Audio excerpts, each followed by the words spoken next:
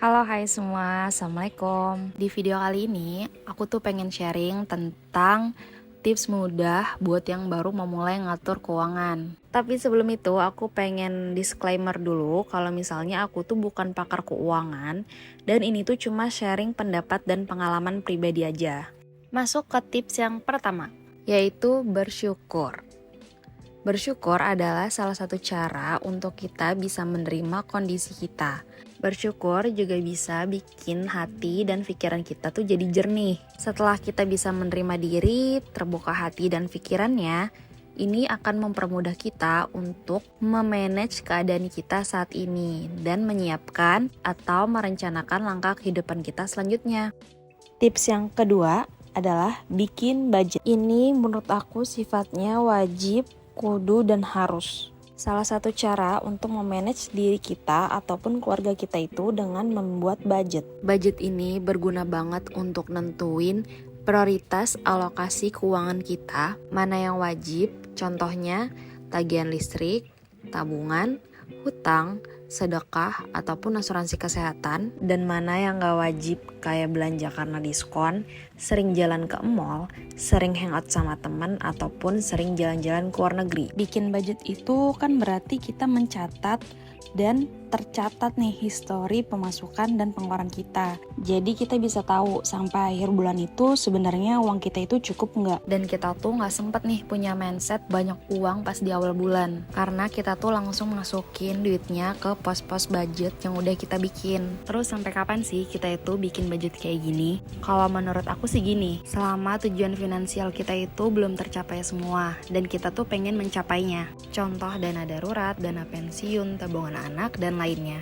Lanjut, nomor 3 ini sebenarnya prinsip dasar sih. Kalau misalnya pemasukan itu harus lebih besar daripada pengeluaran. Dua hal ini kan saling berkaitan ya. Jadi tuh kita tinggal milih mau pemasukan yang naik atau pengeluaran yang turun. Saat dirasa pengeluaran udah gak ada yang bisa dipangkas lagi, itu berarti udah saatnya kita buat naikin income kita atau kita cari side income. Contohnya kita bisa jualan online atau jadi guru private, atau yang lagi booming sekarang itu kita bisa ikutan program affiliate di marketplace kayak Shopee atau Tokopedia. Nah, kalau income naik, sebisa mungkin pengeluaran itu bertahan atau flat. Lanjut, tips yang keempat itu saat pemasukan naik sebisa mungkin dialokasikan untuk tabungan atau investasi. Jangan sampai pas pemasukan naik itu lifestyle kita nih yang ikutan naik. Jadinya kita itu sering beli barang-barang yang mahal tapi bukan dilihat dari nilai gunanya, melainkan kita itu pengen dihargai, gengsi, minta perhatian dan respect dari orang lain. Tips yang kelima itu hindari hutang. Biasakan untuk nggak membeli barang apapun saat kita itu nggak punya uang atau budget untuk barang tersebut. Sebisa mungkin kita itu beli barang saat kita itu udah punya uangnya. Dan kalau beli barang itu disesuaikan sama duit yang kita punya.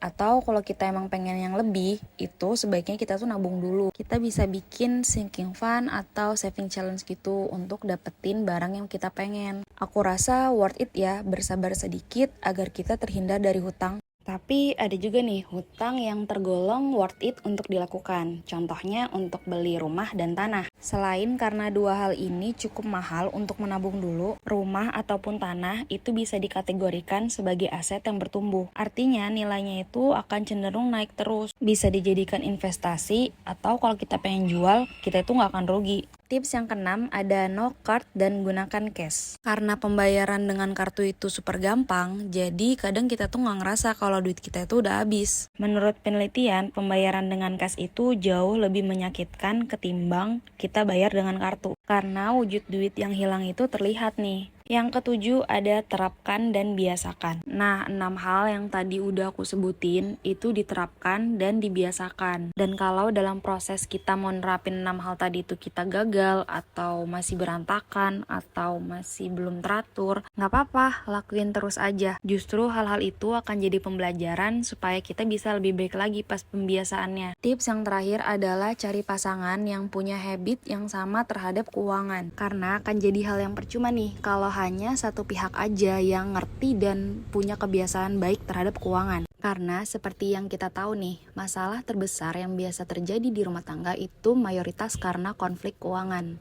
Jadi kalau misalnya kita ini sudah berumah tangga atau sedang berada di hubungan yang serius, sebaiknya kita komunikasikan kepada pasangan kita kebiasaan kita tuh terhadap uang kayak gimana, dan sebaliknya, jadi sama-sama terbuka. Hal ini tuh penting banget ya, supaya kita itu punya tujuan finansial yang sama, dan kita tuh terhindar nih dari konflik finansial setelahnya. Dan dikala kita punya uang berlebih, kita tuh tahu cara menyikapinya tanpa adanya drama yang berkepanjangan. Nah, mungkin sekian dulu ya video kali ini. Semoga videonya bermanfaat, menginspirasi dan memotivasi kalian semua. Makasih buat yang udah nonton videonya sampai habis. Jangan lupa subscribe dan like-nya. Sampai ketemu di video-video selanjutnya. Bye-bye.